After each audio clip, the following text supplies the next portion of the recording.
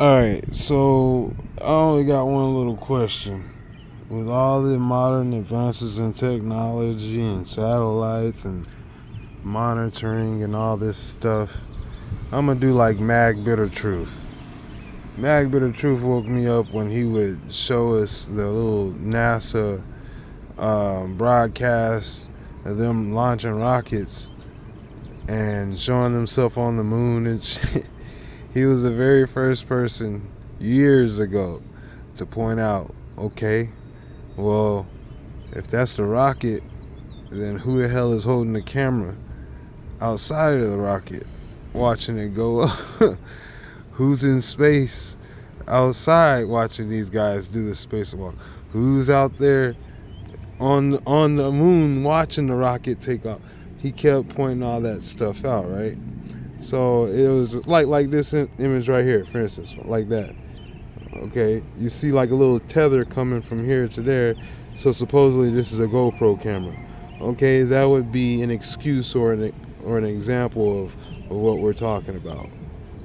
All right, but yeah, when they're like super high up in the sky, you're like, who the hell is taking these photos or the videos or watching these things go up? But now I got one more. Take it one step further. You see what I typed up at the top of the bar? I typed flight radar map, rocket launch. You can't find one. There's no flight radar map of these guys on rocket launch. Because I wanted to see, okay, well, if they're talking about sending people to space, low Earth orbit, and all that stuff, like, there should be two things. You should be able to see it on flight radar map, and also those live feed satellites. A live feed satellite should be able to show, okay, this is them popping up on the surface of the earth and going back down. But you don't get none of that. Why? Because they're not going over there. They can't show you that. You'll obviously see they're not going up. They're not. Not in the way that we think they are. Look, man, let me tell you like this, bro. When I look at the earth on Google Maps, I see a C and a C, like a Chanel logo. Okay? Because that is how the dragon on the earth likes to coil himself. Even coil starts with a C. Okay, this right here is like a C. Okay? Like, you can say it's like a number 6. But in actuality, when you try to close the grid lines around this thing, it's going to take a shape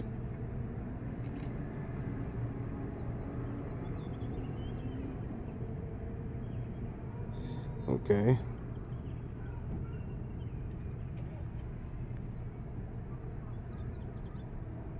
Good point.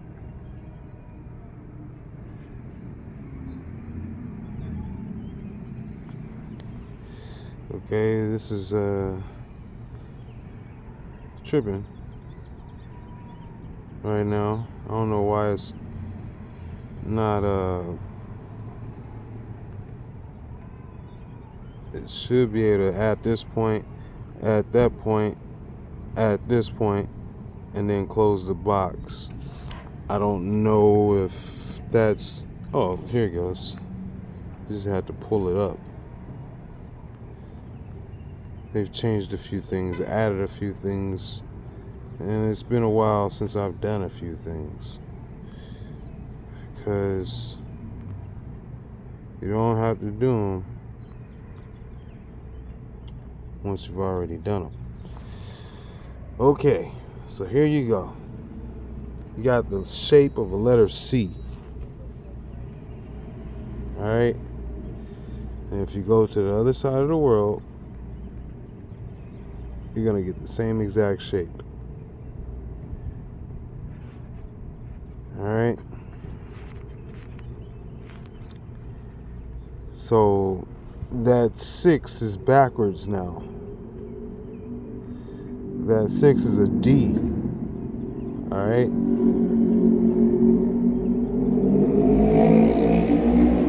It's upside down. It's a D now. Alright? I'll show you.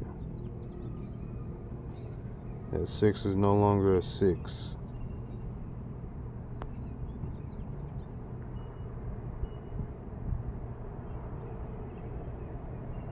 Yeah, I think it goes about right there.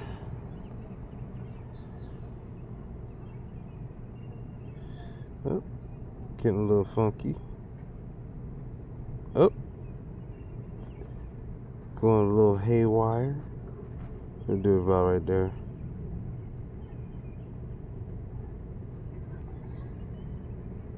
Do it about right there. Get it on up in there. About right there. And then close the box. Alright, so it's backwards now. Alright? It's a C, but it's backwards, because all I gotta do is do it like that. It's a C. Alright? But, and I guess it's not backwards. It's a C. Like I said, if you look on the other side, it's a C. If you look on this side, it's a C. C and a C. Alright? Now, when you look at the way the rockets launch, okay.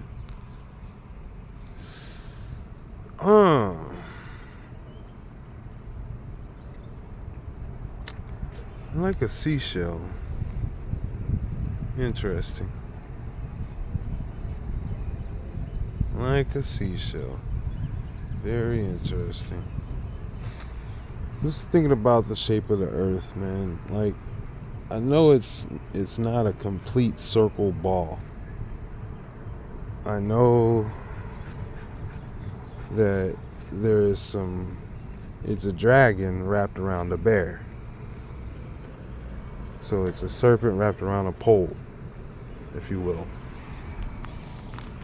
Or an upright object. Okay?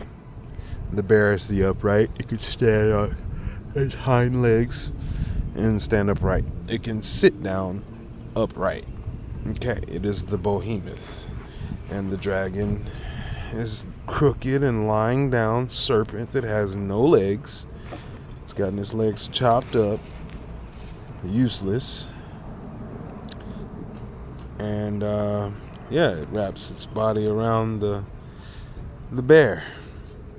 Or maybe the bear wraps the serpent around itself. I don't know. I just know that that's just the way it looks. Who knows? It's like a pass interference in a football play. It could be offense or defense. You just don't know. Alright? You just don't know. Can't tell. Alright? Can't tell if the guy is trying to attract the call, or if he's trying to get away from the pass interference. You know? You don't know. It's two different ways of looking at it. And that's the gridiron. That's the map. That's the map. North is south and south is north. But to us, it's a different way of looking at it. Cubic,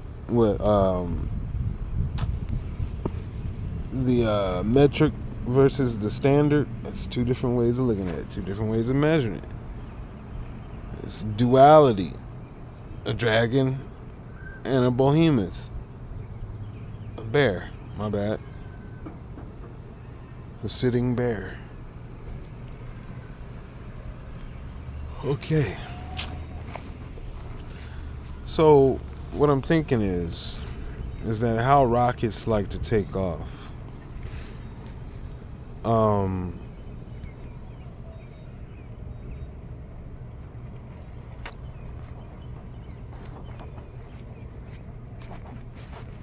There may be an atmospheric illusion to where when things go up, because it's like bending light. Essentially what you're looking at is light reflecting off of particles or photons shooting out of the back of the rocket. Either way it goes, you're following the trail and it goes straight up, and then all of a sudden it goes curved. And you're like, that's not up. You know what I mean? I think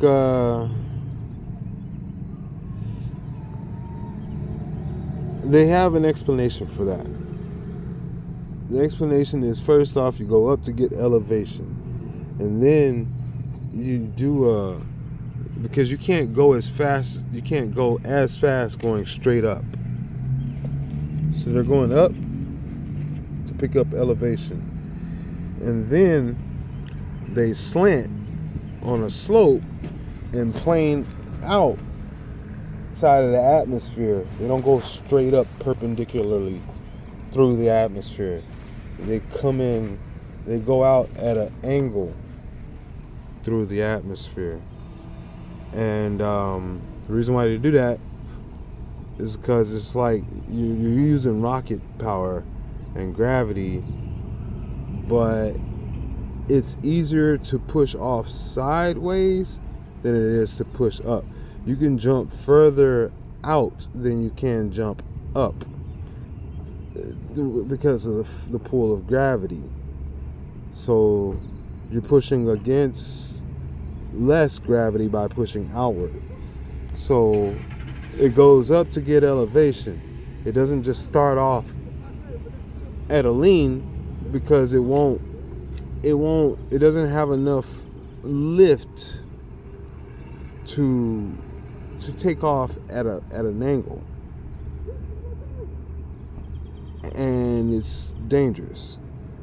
So it goes straight up, and then it goes at an angle because it has a safe elevation, and then it's pushing against less gravity.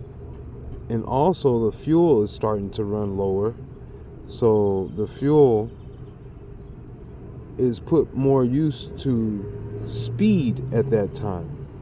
So you can go up, but you can't go as fast as you can go sideways. So it does a mixture between up and sideways at like a 45-degree angle or so, or curved out, arcing out to pick up speed. Once it picks up speed, that speed can propel it outside of the atmosphere. And also, I guess it puts the thrusters on a trajectory to land at a specific location, like a howitzer type of round. So essentially, they're saying that this is the excuse of why we see the rocket curve. It's just the physics. But another perspective is that the layer of the atmosphere can probably hold a film of transparency of gas that is in such close proximity. It's like glass. But it's like flat, like a flat plane of like gas. Like, have you ever seen like in a cave, how they have like smog or something just sitting at a specific elevation just above the floor. It doesn't go above the floor, like up to head height. It'll stay just around like knee high. Like some, especially when it's on water where there's no friction, it'll be as flat as water. All right? So in that case, you're looking at atmosphere, pressure, buoyancy, and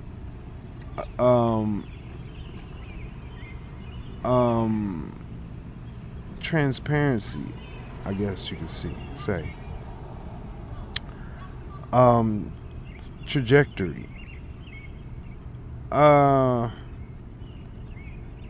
It's like sort of kind of be like looking at a fish under the water, or dipping your pole underneath the surface of some water. You can dip your pole straight down, but when you look at it from above the surface, it's going to look like it bends and goes sideways at an angle once it goes into the water, because of there's like a magnification mirror type of distortion going on between the two atmospheres. So elevation, I consider, is like offers the same. It's the same. It's also because it's the density of the particles. And that may be sort of kind of the reason why you can have some electrical storms that don't produce thunder, because the particles are less close together and they're not bouncing.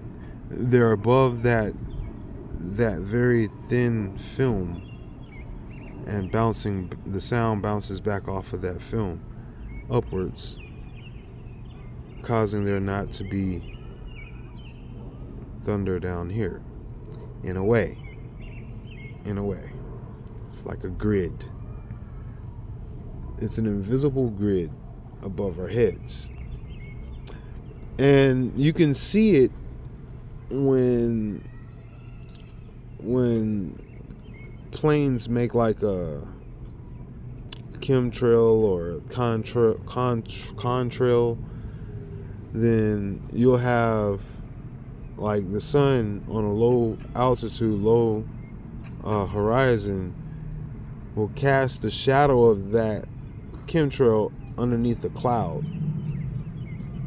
And sometimes it looks like it's just on thin air, right?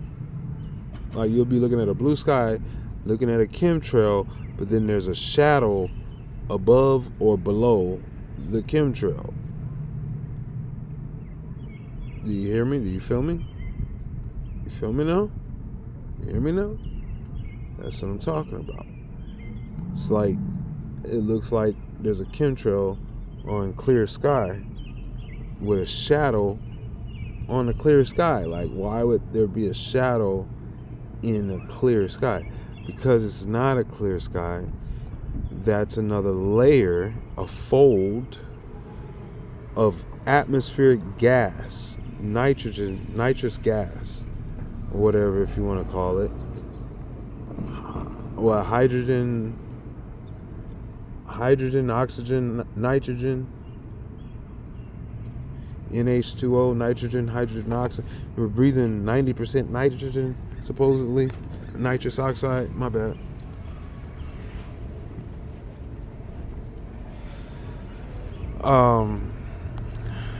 So yeah, a lot is manipulated in this process visually. It becomes an illusion. So with that being in mind,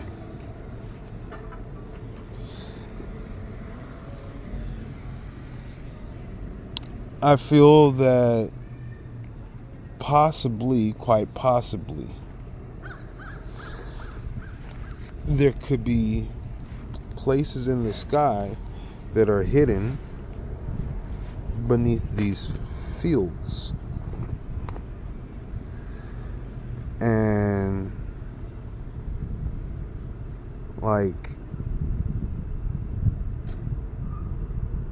apart from that, I think that when the rockets go up, they're kind of entering a sort of a sphere or field outside, because that, how does it separate? It has to be sort of kind of an electromagnetic field that causes that to flatten out, and then there's a whole nother environment around it. You understand? A whole nother atmosphere, a whole nother bubble, clear, free of pollution or whatever. Just something, like I said, it could be an electromagnetic frequency or something like that. But just something causes a distortion. Also, sound operates different at higher altitude because of less particles. There, supposedly, we're told there's less particles for it to bounce off of, so it moves slower at high altitude than it does at low altitude. Now, along with vision, like I said, because light bounces off of particles the same way sound does, so it would move slower at higher altitude. Perception, I should say, would be bent, because you're looking at a trace tracking from one perception into another perception. I think if there was no contour, you probably wouldn't notice it. But with the contour, like I said, you see the shadow, and then you see that there's like an above or a below in the air around that contour that doesn't look like a cloud. There's no cloud showing, and it's just in thin air. It's not thin air. That's a field that is hiding something. Programmed? I don't know, but it's there. Pretty much just like the corona of the sun, when it comes out, you can't see most of the stars in space past the deep blue sky, the light blue sky of the sun, the aura of the atmosphere being lit up, all of the light bouncing off of the particles. You can't see past that shield, that field. You can't see the field outside of that field, beyond that field. Whole nother world up there. What's happening is damn near irrelevant to you visually.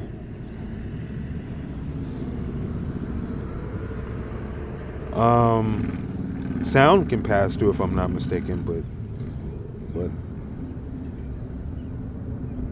visually, it would take a lot to overpower the rays of the sun.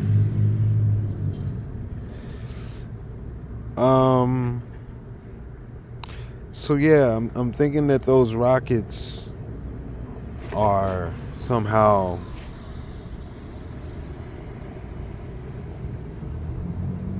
related. The way that they go up is related to the shape of the earth, the same way as the flight patterns.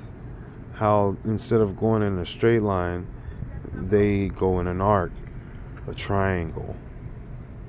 They usually delta, a triangle trade type stuff. Even the triangle trade was a sign of that. It's like, why wouldn't you go straight here? Why wouldn't you go straight across? They don't go straight across. Not after a certain degree. They don't go straight across. They go around and then go across. And it's all in perspective around that area, these same areas. So when you see the sea on the top of the earth at the North Pole, and you think about the sea shape at the bottom of the world, how they mirror each other, you say, okay, could that be the shape of the Earth? Is the Earth concave like that? You know what I mean? Maybe we're just seeing through the atmosphere over to the other side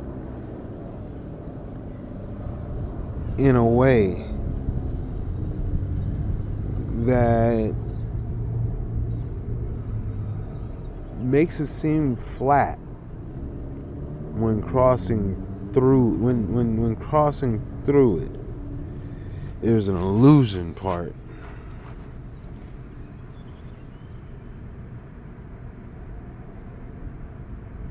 Like, for instance, how planes, I'll show you, for instance, you say about the triangles, like I said, when you see these arcs and triangles, you talk about like the Bermuda Triangle, how planes going straight end up going straight down.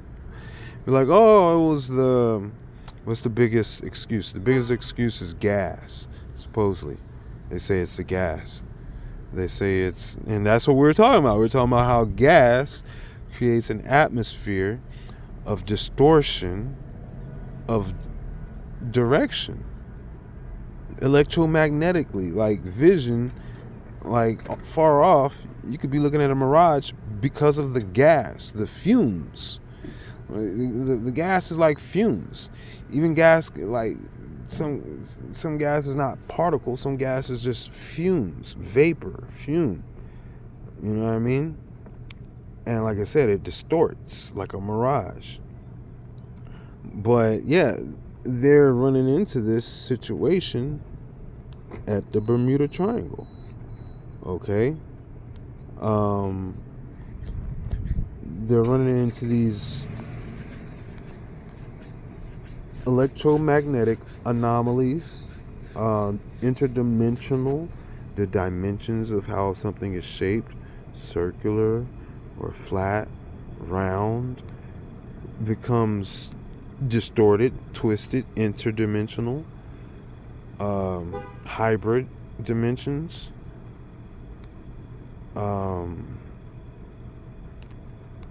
Like I said, like, so when the planes fly, they're like trying to avoid certain dimensions by making certain flight paths. Whole other worlds are being avoided. And people talk about Atlantis, but then you have like the Bermuda Triangle right there. Where the Bermuda Triangle is the opposite, is the antipode, the exact opposite spot on the Earth as Australia. So underneath Australia, to the core, you would reach the Bermuda Triangle, or I guess Atlantis. Now Australia links up with the land of Mu, and then the land of Mu is supposed to be the parents of Atlantis. Atlantis is supposed to be an island or a submersible, transportable piece of land or whatever, flying land or whatever, who knows, probably amphibious and all that stuff. One of those you saw that movie where they just turned a whole city into the whole city, like all of London, just turns into a big machine and just eats other cities and stuff like that, eats other towns and stuff like that.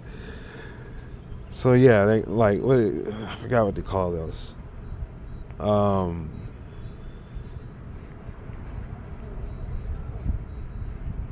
Fantastic weapons or something like that, cities. But anyway, yeah, that's what I think that they're kind of doing, and it goes the same for their flight patterns around that same area. When their flight pattern is Australia to like South America, they're going to take a detour. When their flight pattern is from that area, they're going to make some type of triangle trade route. They're not going to do a straight shot for some reason. For some reason, it just won't work like that for them. For us, It's too much information. You'd be seeing a lost world, Jurassic Park, Lost Land type stuff. You know what I mean? Island of Dr. Monroe type stuff. You get to seeing some fallen angels. Get to seeing some hell on earth probably. Who knows? You know? But yeah, man. Like, and even then, like I've already presented, the theory of an object can be so close to us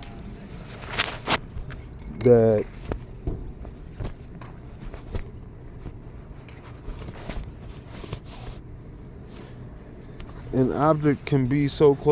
like a planet or something like that, that it could be totally projecting the sky above us and just remove the projection, and then all of a sudden you just see the thrusters coming in to just toast the earth as it lands on it. You know what I mean? You just never know, in the grand scheme of things, what's going on, because a lot of stuff don't add up. You know what I mean? A lot of stuff don't add up. And they say objects in the mirror can be closer than they appear. So,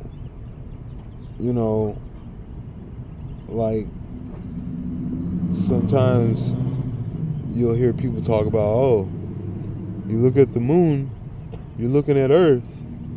You're looking at the flat Earth, and there's spaces down there on the Earth, and this is what we look at. It's just, they talk like that, right? So I'll be like, all right, with that in consideration, I'll think about it. I'll be like, all right. So you're saying like that's a reflection or a projection? I presented the theory that the Earth is sort of kind of like, how you have a ship, those little model ships inside of a bottle. They'll put like a big ass gangway galley battleship inside of a dang wooden model ship inside of a old wine bottle or something, and cork it up. And you'd be like, how the hell did they do some stuff like that? You'd be like, how the hell did they even get that thing in there? First off. So,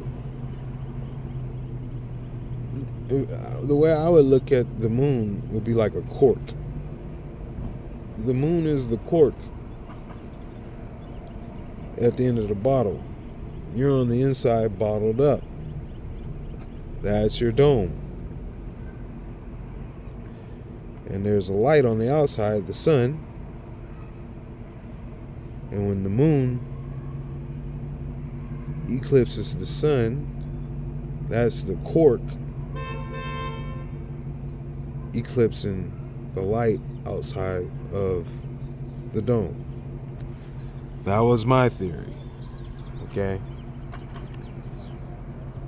A while ago, a long time ago. It was just many different ways of just brainstorming. Never get locked down into one theory about the way that the world looks or is, or the universe outside.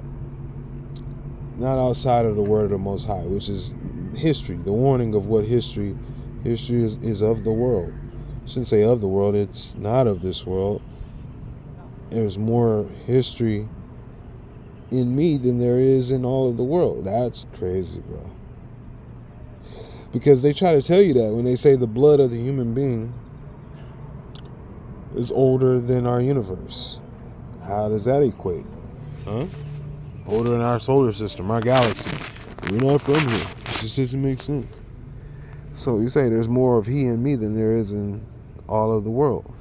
That's what Yeshaya meant. And Yeshaya even says that with him being the blood, like they try to take man's DNA and then they'll be like, oh, it's 10565. That's Yod Hey Vav Hey. That's Hebrew. And you're like, okay, but then that has nothing to do with Earth. You know what I mean? Like, that's what he's saying. They're like, well, the human DNA is older than the Earth and the galaxy. So I'm like, okay, well, that goes along with what he said. He said, more is he in me than there is in all of the world. So, and you guys don't even separate the two when he says, you see me, but you hear my Father. He's telling you the history of the way things are is the way things is going to be and the way things are now. So, and that's what history is actually the name of David's father, Jesse. Jesse means pretty much history. Just Jesse is history. History is Jesse. It's on the root of David. All right. It's at the root of David and the seed of Jesse. Or the seed of Jesse and the root of David. Or the seed of David and the root of Jesse. Because the reason why I say the seed of David, because one of David's children also has the same name. But it doesn't sound like Jesse. It goes Yasha. The same way that I try to tell you guys. And he even had another Yasha inside of his band. He was the leader of the choir.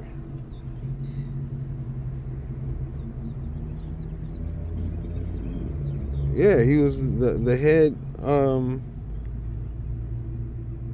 of music and entertainment was Yasha in King David's reign.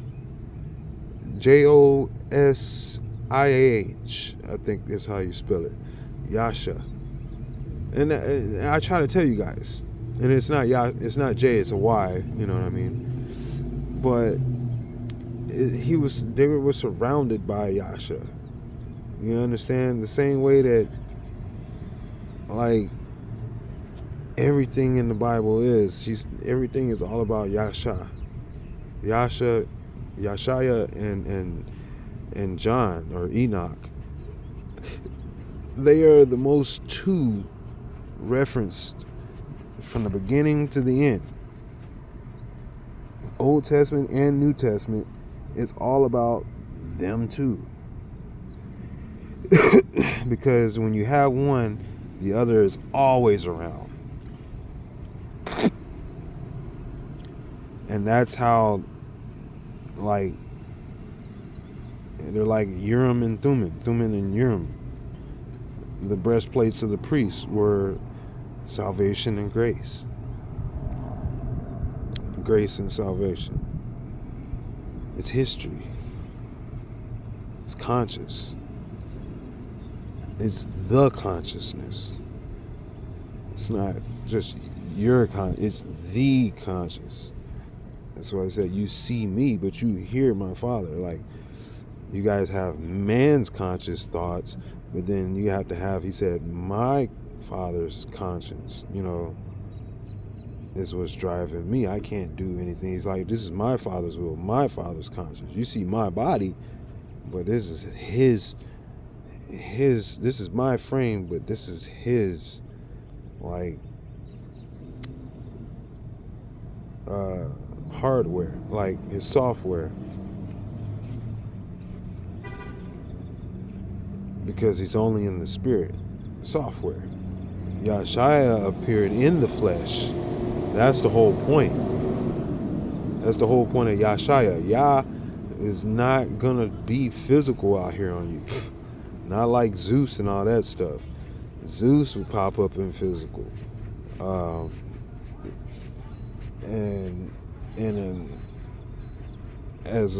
As an angel and stuff like that. Death would pop up in the physical.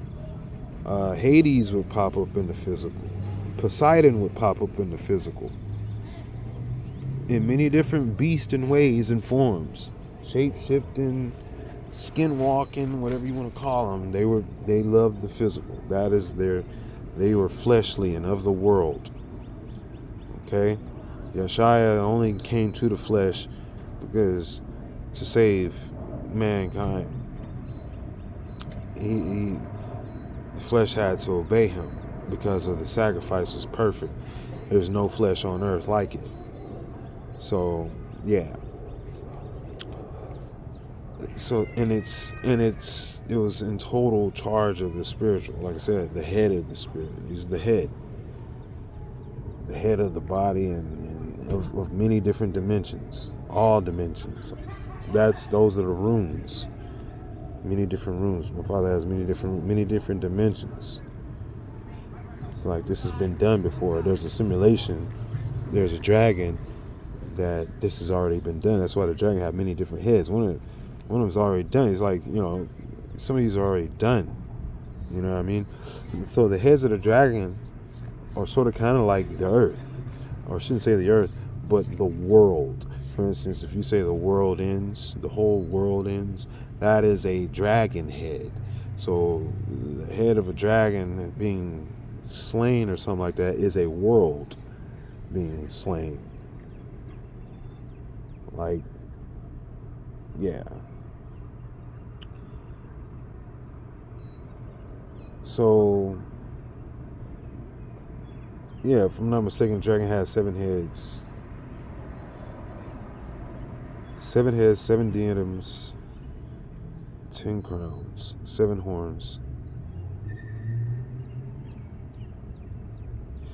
Might have been 8 heads. There's a lot of different heads when it comes to these beasts. Hybrid stuff. Like I said, it's different eras. They're trying to move through these. They're trying to use these heads as access to the different dimensions. That's what that's all about. That's that octopus hydra type stuff. You know what I mean? Being able to move through different dimensions like water, and shoot, a dang octopus could squeeze itself into a bottle, and you'd be like, how the hell did you get your big ass in a bottle? You know what I mean? Because it just don't. They'll be like that ship. You're like, how did you fit inside of there? And then they can get themselves out if you twist it shut. Different dimensions, different heads. And that's the beast kingdom. Is that they just transform to conform to these different kingdoms, mimicking and imitating, possessing, dominating, combinating. That's the whole point. Blending in. You can't tell the difference between the kingdom and the beast. That's the point. You guys are looking at the earth, and I try to tell you, you're looking at a dragon wrapped around a bear. And only one of them is the earth. The other one is not.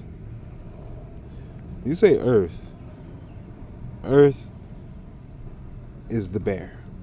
The behemoth is the earth. And the dragon is most of what you're calling the earth, but it's not the earth. It's a dragon. Okay? The behemoth is just North America and maybe Africa, Australia area, which is a good chunk, but it's not the majority of the earth. Of what we call the earth, land, is the dragon. South America, Antarctica, all of Russia, Asia, Europe, and then the mixture between the equators. The equator is all mixture of dragon and bear. Like I said, there's an illusion going on. Like I said, you can look at one thing and still not see the true form that it is. You can be looking directly at it, and that illusion has you thinking in a certain pattern that blinds you. And that's all camouflage is. It's about patterns. And being able to recognize camouflage is being able to recognize dragons. That's 100%. And bears, things that lurk and creepeth and crawleth and try to snare you and take you out, things that you don't believe in, because anything that's ever experienced those things have never lived to tell about it. So who would believe in it? It's just a myth about how these people disappeared. Oh, you're just making this stuff up. But yeah, 7 ways to Sunday. This is their life. A life of camouflage. The most subtle creatures created under heaven. These archangels and their demon seeds. The fallen angels and their demon children. Very subtle, because like their father, that they learn how to move, they learn how to look, learn how to be. They got that style, they got that drive, that software, and the hardware. Because they can't do anything new. They can only do what is allowed through you. Because that's exactly the same thing that their father was allowed to do.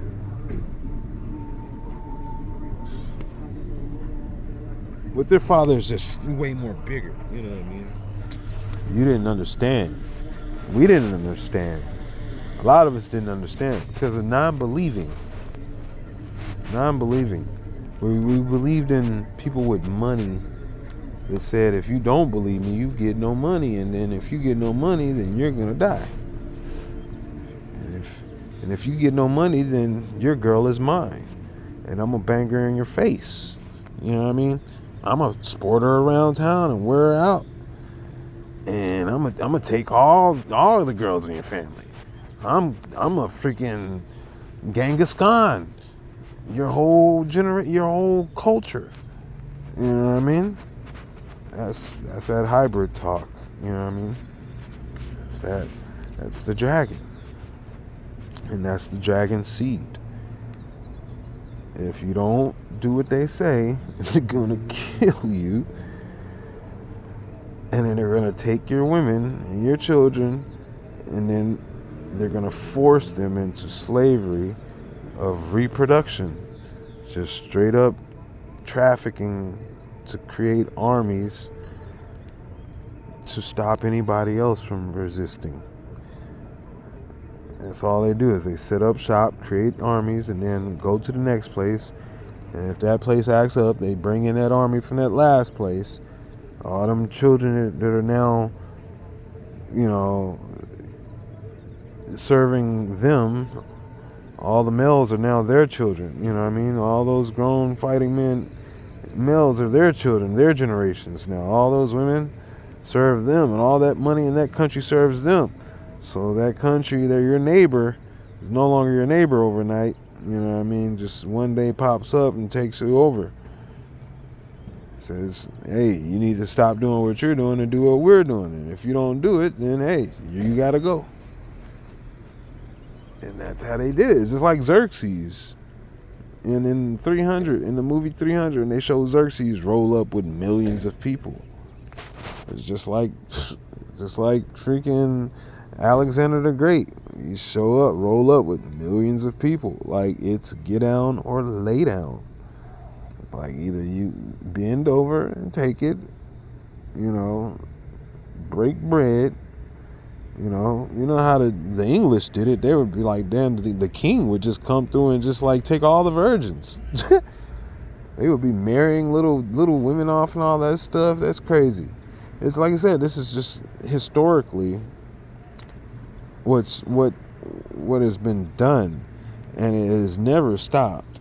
There's just the illusion. There's this atmosphere. There's these chambers. There's this compartmentalization of knowledge and information, visually, physically, mentally, spiritually, interdimensionally. You're involved. You just don't see the chemtrail leading from your dimension into that dimension. You don't see the shadow in the middle of the air, thin air, alerting you that there's a hollow man near you that's working with you. You don't see these things. But people that do have eyes to see know these things. There are children out there that know these things that will look at you like you are freaking crazy because you don't believe them and you think you know. But they can tell you don't because you're as dumb as hell when it comes to reacting to these things around you that they see around you. And you don't react, you're dumb. They can't rely on you. They'll talk to you, and it's a mystery to them. It's just you just can't communicate, bro. Then they lose that. You lose your protection. The child was your protection. The child's innocence is gone. What happens? The parents pay for the sins of the children, and the children pay for the sins of the parents. Well, the parents sin, leaves the children alone, and then the children are alone, becomes vulnerable, and then the children is idle inside of the devil, is an idle mind in the devil's playground. Okay, so then the child gets into trouble, and then now the parent is going to be an idle mind in the devil's playground, and then the generations and the communities and then the world is just an idle mind in the devil's playground, a world wide web. Okay, and you're getting raped, trafficked, all that stuff, tariffed, taxed. You're getting. It doesn't matter what side you're on. It's happening to man, and that's what you don't understand. That's just a simple fact. I can look over on the other side at your enemies, and what you call your enemies, what you've been convinced is your enemies, who you've been convinced is your enemies, and they're suffering just as bad, looking at you the same way like you're suffering over here, and you don't understand. You know what I mean? And you're looking over there, and they don't understand. Like, how you could be so powerful and allow this to happen to yourself to where it affects them, and how they can be so powerful that they allow it to happen to you through them, how they allow it to happen to them, and then it affects you. And that is, like I said, that's that chemtrail that just crosses over into the next dimension.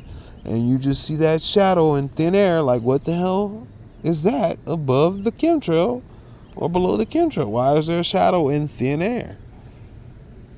How can that be there? Like I said, the same way, that's a crack in your reality. It's a node. A node is when you have a waypoint, a crossover point of two different, technically, dimensions. It's a node. It's a bridge point, I guess, is the way they explain it. Qubits, nodes, stuff like that. It's what quantum computing is all about. And essentially, quantum computing is all about changing what? Your world. Externally, internally, spiritually, physically. Your four corners, your direction, your concept, your conscience, you. You turn. Okay? So, your turn. That's what they want. They say, hey, it happened to us. Now it's your turn. As if they haven't done enough. They did it to themselves. But since you're feisty, smart, and endure so much, you're like, hey, might as well. There's no one new to do it to but you. And there you have Sodom and Gomorrah right there. You have that rocket just, hey, we can go faster over there. Just stop going so far, so harsh against gravity, and just go a little crooked over here. Just bend it over a little bit. Go sideways. They won't know. Won't nobody know. Come on, man. We still going to space, right? Yeah. You went a little bit too far. Far left. And what happened? Disaster. Just like Sodom and Gomorrah. That's what you're led. That's how it's being led, by legion, alignment, allegiance. It's being led that way. And like I said, just like those triangles on the earth, how when you see the flight patterns, the flight radar, there's these triangles. And if you look at Google Maps and then you try to, do a circumference around the poles, it starts making these arcs, these C's, these ribbons. And you're like, okay, there's these anomalies when it just comes to just applying basic foundational fundamentals. There's these, like, even if you want to say, like Terrence Howard would go and say, hey, 1 + 1 ain't 1. I mean, 1 × 1 ain't 1. It's like, it just, there's a fallacy in a flaw in your formula. It's not a formula at all. It's a fraud, because it refuses to acknowledge the fulfillment. It refuses to fulfill. It's fruitless. It's a leafy tree. Okay? A leafy fig tree. Meaning it's a fig tree, but it ain't got no figs. So you can have a leafy tree and be like, oh, it's supposed to come with leaves. It's supposed to just have leaves. Are you sure that every tree in the world only has leaves? Or do some of them come with fruit? Or do all of them come with fruit? Life is splendid in ways you will never know, because you haven't lived that long. You don't even know. There's trees that ain't even grown up out the soil yet that are here, been here longer than us. Seeds. Some seeds just take a long time to break through. Like I said, some people just take a long time to wake up, to see the light, to shake off the dirt at the end of the day, man. So we 57 minutes into this, and I can't go over 59. So yeah, man, just telling you guys, bro, you guys gotta use some critical thinking. You guys gotta have a mind of your own. You gotta be able to challenge those limits that are crucial for your survival. If you can't challenge the limits that's crucial for your survival, then you're not serving the truth. You're stagnant. That's the dead waiting to bury the dead. That's an NPC. It's a non-believer that is a slave, and it's against your will at the end of the day. What's going on, bro?